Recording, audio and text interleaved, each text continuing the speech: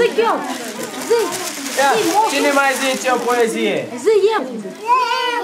Cine știe o poezie? Voi? Ia zi tu o poezie. Zi, moș. Zi, moș. Narcis? Și câți ani ai? Da, la urmă. Scoate mâna din gură. Zi.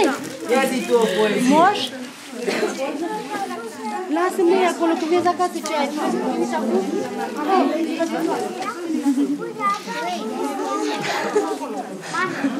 Ca să-i vadă. Alexandra. Bravo! Poezie!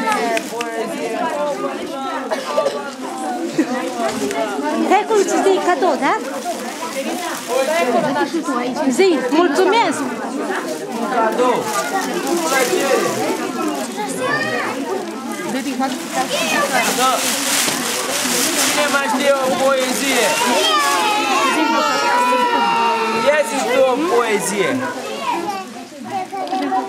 Stai acolo așa, da? Da? Și cum te cheamă? Iasmina? Și câți ani ai? Câți ani ai acolo?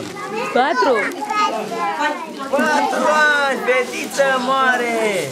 Ia să dea și moșul un cadou! Da, e aici, nu te mai bagi, du-te în fața lui moșul. Ia!